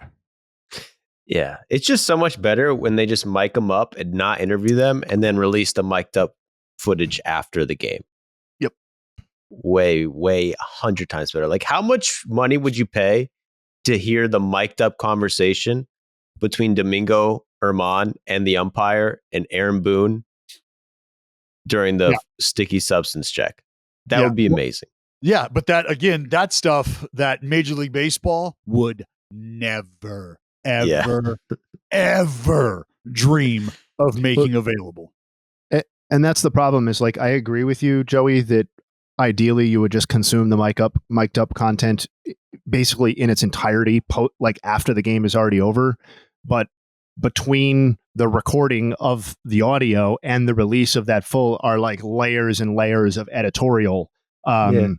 Some of whom are not even editorial people who are providing their input. And I think that sort of thing would get excised and then somehow end up on an unofficial stream or an unofficial account and do wild numbers. And then people would be like, well, why isn't Major League Baseball social numbers? And then, I'm sorry. That was a personal rant. I got off that. All right, we got to take a break and talk about Zyn nicotine pouches. We're always talking about what a team needs to get to number one, but Zyn nicotine pouches are already there. Zyn has helped millions of people achieve lasting change, earning the title of America's number one nicotine pouch. If you're a smoker or you're a dipper looking to make a change, look no further than Zyn. Zyn is made with 6 simple ingredients and is available in a wide range of varieties, including spearmint, citrus, and even coffee. And it's available in 2 strengths so you can control your nicotine satisfaction. Because it's discreet, you can enjoy it anywhere, anytime, so you never have to miss a moment of the game. Plus, every can of Zyn earns you points towards premium items like tailgating gear, top-of-the-line tech, Zyn swag, even gift cards. Find your Zyn at your local convenience store or online at Zyn.com. That's Zyn, ZYN.com. Warning, this product contains nicotine. Nicotine is an addictive chemical. Can we talk about the Domingo German thing? I mean, so what it all boils down to is, you've got too much rosin on your hand. And I listened to Aaron Boone say that Domingo was handling the rosin bag in between innings. So then he went out for his inning and just had an excessive amount of shit on his hand. So what I wanted to know was, if you've deemed it to be an excessive amount of substance, is that not breaking the rule? Sounds like a clear violation to me, Dallas. I don't know. I'm not a fucking idiot, but it sounds to me like... Because then you ask him, like he's shown you his hand, and you're looking at his hand, and you're going, you know what? I don't think that complies. What I'd like for you to do is change that and go wash your hand off. And people are going, hold on. When did that become an option? Because I'm telling you right now, as a pitcher, if I knew that was an option, I'm going to go ahead and push that envelope every 5th day. If I'm somebody who used substances and I find out that you're going to let me use it and then just ask me to wash my hand, should I get caught, I'll fucking wash my hand all day. No problem. Because all Domingo German did was punch out the first 6 guys he faced? That's Stockton internet for you. I was hoping it wasn't me. I was like, all right. What? Yeah, I agree. You make a lot of good points there. Well, it's worse than that. It's worse than that because they checked his hands, said wash your hands. Then he came out the next inning, still had shit on his hands. And they're like, you're supposed to wash your hands, bro. What are you doing? They have the lip reading. The guy says, wash your hands. And they caught him and they're still sticky and he still played. I don't think there is a more confusing like unwritten rule /written rule application at this point than the sticky substance stuff, because I will never forget when Kenny Rogers was just like covered in it during the World Series, Tigers and Cardinals, and Tony La Russa was just like, nah, we're cool. I'm just like, what are we doing? Like, this is the World fucking Series. Are we not trying to win? I don't understand. Well, I just think they need to like, because it's obvious to me, they don't, if you're using like pine tar, maybe pine tar, you get caught. If you're using sunscreen rosin, sweat rosin, nobody cares. And they're all doing it. Every guy, they're all going to the belt. They're all going to the hat. They're all going to their hair. It doesn't matter because they've been doing that for years. It shouldn't matter. It's all good. But if you're using spider tack, they're going to eject you. But then it's just like super gray area because they won't differentiate between the two, because then it's kind of like, well, how do you know what it is? So they got to say it's all illegal, but we're really going to force it sometimes. And it's a shit show because you can't really prove it, but you can prove it it's pretty obvious. If someone's touching their fucking hair, they're touching their hat, they're going to maybe the belt, but like spider tack, it's always on the glove from what I have seen. It's always got to be on the glove. They're always going into the wrist. But if someone's going to the other shit, they're touching their pants and shit, it's probably just some chill stuff. No one cares. If someone's using spider tack, you can see it in the spin rates. They have like a baseline because of the 2 months that no one was using shit. So they know what you're using, when you're using it. I think Domingo German got caught using probably sunscreen, rosin, or something else. And they found it and were like, but we don't want to get you in trouble for it because it's not that big of a deal. But then again, I went back and watched the tape and he didn't touch shit the whole time. When he was on the mound, he did not go to the hat, did not go to the belt, didn't touch the rosin bag once on the mound. He was just throwing. Seems like he was using something else, Joe. Maybe because you're coming out of the dugout with something and you're not putting anything when you're out there. Mm-hmm. But then again, it's like if you're only using spider tack in between innings, it's like by the end of the inning, is there really anything there? If the glove don't fit, right? Glove did not fit. You must have quit. Glove did not fit. You're telling me you're reading the umpire's lips and he's saying, go wash your hands. He ain't talking about COVID. He's saying you got something on your fucking hands that shouldn't be there. Giving him the opportunity to go wash it off. Then you got Yankee fans in my mentions being like, no, he's not cheating. He's not cheating. It was just rosin. Listen, there's no such thing as an umpire telling you to fucking wash your hands because of rosin. Yeah, hold on. I was told that I was a cheater for using sunscreen and rosin. Like sunscreen to protect myself from UV rays and then the rosin provided by Major League Baseball. Yeah. I was told that was illegal. Cheating. And that's another thing. But if an excessive amount of rosin, if you're using an excessive amount of rosin, your whole jersey, your sleeves is going to be fucking white as shit. You're going to be soaked in rosin. The guy had nothing. There was no white shit anywhere. Like when you can see it, you see it a lot in Japanese baseball. Like, they'll throw a fastball and then it'll look like fucking LeBron getting ready to come into the game when they catch the ball, just poof, just a white cloud of smoke comes out of the glove. You see that a lot. Sasaki, you saw it with Sasaki. Yeah. He does that shit. And the idea is rosin. Why you see guys throw rosin, they throw it up and they hit it on the back of their hand and they tap their forearm and shit, is because you're standing there. And if you're standing and you're sweating, where do you think sweat drips? It doesn't drip up your arm. It drips down your arm and it goes down into your palm. So that's why they got rosin all over the place. So I can understand the excessive use. But again, that was kind of what I thought the rule was about, was if you are using excessive amounts of any of this shit and we find it, we're going to bang you. But now we're going to ask you to politely wash your hands. And they come back and then you didn't wash them and you're still good. But that's the thing, Dallas, you were gone, but I watched the tape. The guy, he didn't get sweat from his wrist or his neck ever, didn't touch the rosin bag once, was not going to the belt, not touching his hat. He was just throwing with, he wasn't going anywhere. So it's weird that he would find anything. Well, no, Booney said, I listened to his interview yesterday morning. I sat in my car to make sure I heard what he had to say about this. And he said, Domingo is a guy who handles the rosin bag in between innings. So then when he is ready to go out, he doesn't need to go to the rosin bag. He's already got it.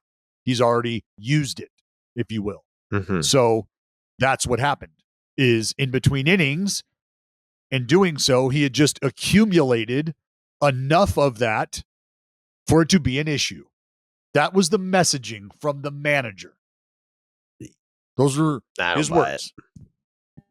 I don't buy that shit, though. Because, dude, he pitched the whole inning and he got caught coming off the mound after 3 outs. You don't think he would probably worn off a little bit?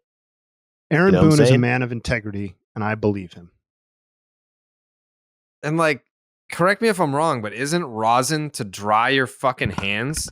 So if you're out there pitching competitively in a Major League Baseball game, at some point over the course of that inning, your hands are going to have sweat on them. So you would go to the rosin during your time on the mound. What does going to the rosin bag in between innings do when you're? I don't know. I do. I Seems know. weird. Another thing I that happen seems to weird know. to me, Jared. What's up? Check Gerrit Cole's numbers this year. What are you trying to say, Joe? I'm just saying, maybe the Yankees found something we don't know about. You got spin rate numbers? Nope. I don't. What do you got? I can look them up. I'm just putting things together. We got this guy with a suspicious substance getting away with it. Umpires don't know what's going on. We can't. We don't see him touching anything. The guy's You know doing what's interesting? mystery Gerrit rosin Cole- bags. All right, if you want to slander Gerrit Cole, you're more than welcome to do that. I'm going to take the high road here. Gerrit Cole this year, coming off a complete game shutout of the Minnesota Twins, a complete game shutout, leads the league in innings pitched, 28 and a third innings.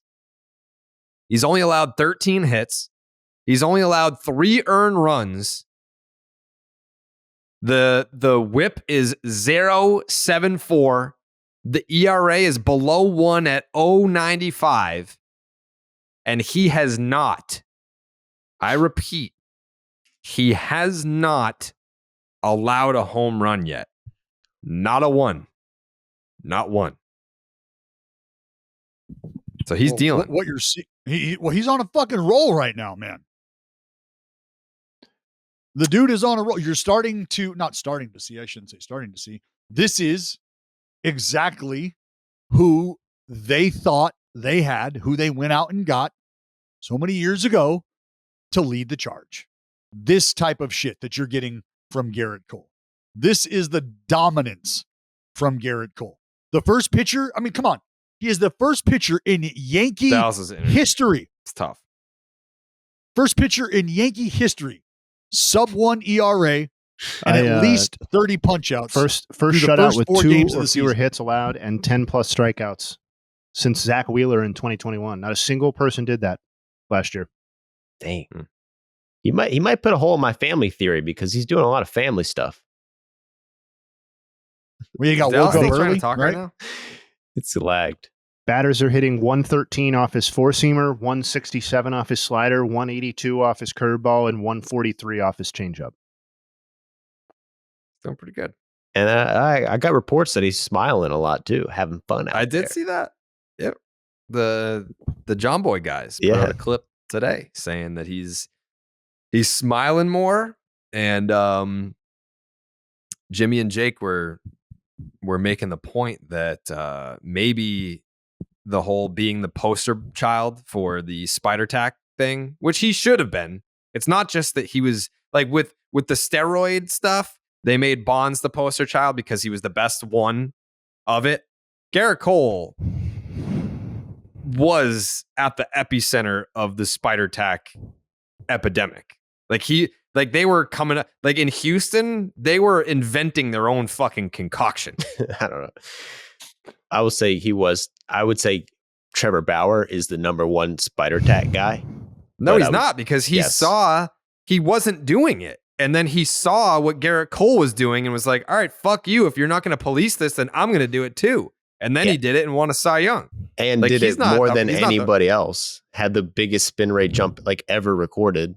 And because he was just smarter about it. But he wasn't. So he's not at fault for doing it better. He was the poster child for trying to expose the problem in the league. Yeah, but he wasn't the guy that was like, I'm doing it and I'm trying to get away with it. He was almost trying to get caught to prove a point. Yeah. Trevor Bauer is Julian Assange of the baseball poster child type shit. But him and Gerrit Cole. And there's a ton of guys like that. Saying that Trevor Bauer is the poster child for the spider tack thing is like saying fucking Brady Anderson is the poster child for steroid era. It's like, all right, dude, we get it. Yes, it is. Dude, Brady Anderson hit like fucking 7 home runs a year, and then he hit like 55, and then he came off the sauce and went back to fucking 7 to 10 home runs a year. But like, you look at the spin rates, like Trevor Bauer's spin rate went fucking higher than Gerrit Cole's ever did, and the jump was way more than any other pitcher by far. So that's like saying more like, I don't know. Jay, who would you say is the poster child for the spider tack stuff? I mean, I can see what both of you guys are saying. I don't I think you're both right. I mean, I think Gerrit Cole was the best pitcher who was involved in using it. And I think Trevor Bauer was probably to a lot of, even if it was for reasons for trying to expose it, I think for a lot of more casual fans, he was the guy they most associated with that period. I cannot agree with that at all. Everyone associates Spider Tack with Gerrit Cole. I don't think so. I think that's a higher level of involved fan. I think the casual fan would more associate it with Trevor Bauer. And you got to even if that a YouTube technically channel came talking after about Gerrit that Cole's shit initial at use. length. Yeah, Gerrit and you Cole got did to not. take into account that Bauer missed. He never got checked for it once because he was suspended. Like he missed like the fucking crescendo. So in terms of like notoriety, I guess Cole Also, had a pretty bad season last year. And also like the gap between what Bauer was doing pre-usage and what he did after, and the gap between what Cole was doing and what he did after, the delta is much greater with Trevor Bauer. Like Trevor Bauer basically sucked before he did that, or at least was exceedingly inconsistent start to start and year to year. And then he became a Cy Young winner, as you said. Gerrit Cole, like there were some ups and downs, but he had an all-star season in Pittsburgh before he even got to St. Louis. He was a very good pitcher who was readily available all the time before he got there. He just took it to another level. So I do think that plays into like who people remember, because the gap was so stark for Trevor Bauer. So that's also a good point, because we still have yet to see Trevor Bauer post like sticky check. Like I know that he's going to be in Japan and all that, but perfect landing. Those balls have like tack. they cracked down on sticky stuff while he was gone, and he hasn't been back since. He had other things to worry about. That wasn't the top priority for him. Yeah. I think you got, I mean, who's the face of sticky substance? I'd say that Trevor Bauer should be the fake face. I don't blame anyone for doing it, honestly. I'm not the guy who's like, you're a piece of shit for cheating. Like, but yeah, his like results based in line with using it were like way more dramatic than Gerrit Cole's. But he's off to greener pastures. He's in Japan. Yeah, he's doing what he wants to do. Where he always wanted to be. Yep. Where he always wanted to be. We've lost Dallas. It was honestly the fact that he it was time. Was able to make Stockton internet work as long as he did is crazy. So I'll take what I can get. We got way more than we thought we were going to get out of Dallas today with the Stockton internet. I only got a couple more things that I want to hit on before we get out of here anyway.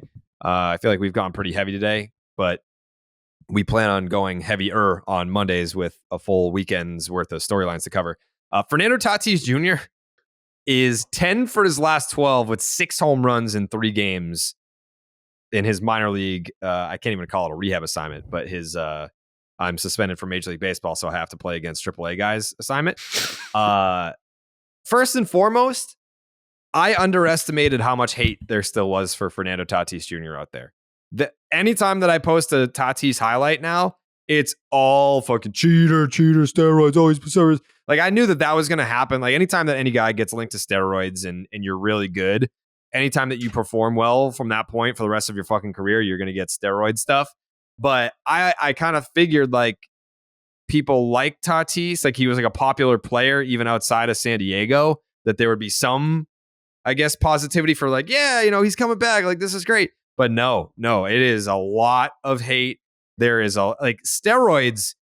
I mean, you post like a Marcell Ozuna homer, and there's far more hatred for Fernando Tatis Jr. hitting a home run because he took steroids for ringworm than Marcell Ozuna for beating a woman with a fucking cast on. Like, I'm not saying our priorities are out of order, but I feel like our priorities might be out of order. Baseball, you can like even fucking like Yankee fans like cheering for Aroldis Chapman for all those years. Like shoot a gun to intimidate a woman, that's fine as long as you can throw 100. But if you fucking take a steroid cream for ringworm, I swear to God, I will ride your ass for the rest of your career. Doesn't make sense to me. But either way, I personally am excited about Tatis coming back. And also, not beyond just like he's on steroids again, like idiots.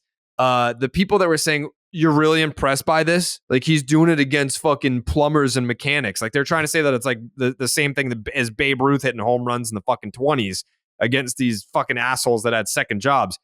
These are professional baseball pitchers. Like, I understand it's not the big leagues, but they're making it seem like he's going and playing in charity games in Alabama and hitting fucking home runs off of slapdicks. These are AAA pitchers that he's doing this against. It's still impressive. You can't, out of one corner of your mouth, say that any team can just call up a guy pumping 100-mile-an-hour gas from AAA, which people say all the time, and then simultaneously say that what Tatis is doing in the minor leagues is not impressive.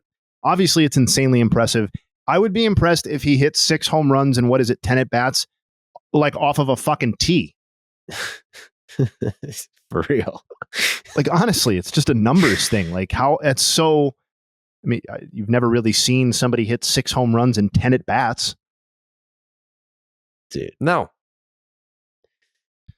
7 home runs in 8 games, 1.802. That's 1.802, 1.802 OPS.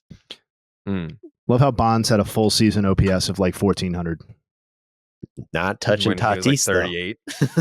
No. Yo, shout out Logan Webb. Barry Bonds' career high OPS was 1422. There you go. In 2004 when he was 39. Never gets old. I wish he would have got injured and had to go on a rehab assignment during that stretch. See his numbers. In 2004, Barry Bonds played 147 games, 617 plate appearances. And he hit 362 with a 602 on base percentage, an 812 slug for a 1422 OPS and a 263 OPS plus, which still wasn't as good as his 268 OPS plus in 2002 as a 37-year-old. Both years he won MVP, as you can imagine. And while his life was like crumbling down and everybody wanted to kill him. Yeah, pretty much. Yeah. Mm-hmm. And then before we get out of here, Dallas says from beyond the grave that please mention Logan Webb getting paid. Congratulations to Logan Webb getting paid. 3.04 ERA since the start of 2021. Underrated Pretty pitcher. Good. I always think of him as like the ghost of Brandon Webb. So I think he's like a lot older than he actually is. 26 years old, right? The prime of his career, locked him up. Pretty good. Pretty good golfer too. Any final thoughts here today? Jake's takes? I'm just watching this Red Sox game. I hope everyone stays safe out there. It looks really dangerous. And it's just one of those games where you don't really care who wins or loses. It's just really hope everyone's okay. You just hope everyone comes out alive in this one? Yep. I mean, the video that Steve tweeted and I shared here, it is... Have you seen this? I haven't. I just tweeted it 18 minutes ago. Shohei is warming up in an actual tsunami. It is a torrential downpour, and he's just standing out there like he's drenched. It is actually crazy that they didn't call this game, or that Phil Nevin wasn't like, hey, we've already lost 3. Do we really need to risk the health of Shohei fucking Ohtani to avoid the 4-game sweep? No. Damn it. The future of the sport is on the line here. Let's make a quick 15-minute delay. Mm-hmm. Crazy. Just 2 for 2, 2 singles. At least 3 strikeouts. No damage. Jay, any final thoughts?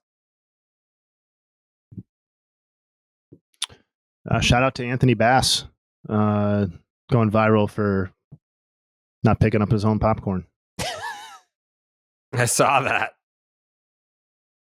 What was the deal with that? It was like his kid. I don't know. His wife and kids were flying and threw popcorn on the ground, and instead of just handling it like an adult, everybody's fucking terminally online broken brain Now you need to tweet at the company with a photo of the popcorn on the ground saying that you demand retribution. Yeah, no, whatever. Dude's got a 7.11 ERA out of the pen this year. Fucking clean up your own messes, dude. Am I right? Yeah. Leave the ERA out of this. I thought you were a family man. Come on, dude. I'm a family man who can take responsibility for his own family, not making some poor United flight attendant clean up the popcorn on the ground. Mm-hmm. I love that you guy like that makes a tweet like that. I'll just make a tweet, maybe get a free airline ticket. Nope. Your whole fucking day is a ruin. People calling you a piece of shit. It's like, that backfired. As it should. That's one of the things I'm most proud of. I've never once used my platform to complain about a service or a product to try and get retribution. I've never done that. And I've been, here comes the tarp. Let's go. Call this fucking game.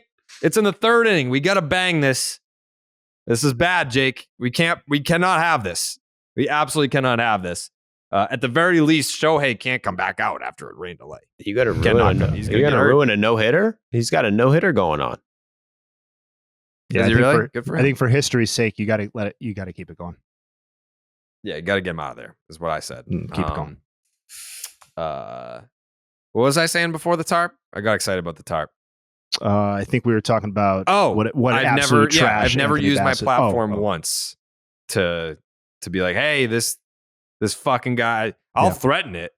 I'll wave the gun in the face, but I won't. Like the dude that did my dishwasher a couple of years ago, I was like, buddy, I will fucking put your business into the ground if you don't. You fucking charge me $500 to fix this dishwasher. It's still broken. It's actually worse than it was before. Don't go there. Boom. Dishwasher fixed. But I think one time I got really mad and threatened the leasing company that was handling my apartment that I was going to say bad things to my 12,000 Twitter followers if they didn't rectify the situation. But that was a private conversation. I never actually went public with it, so I don't think that counts.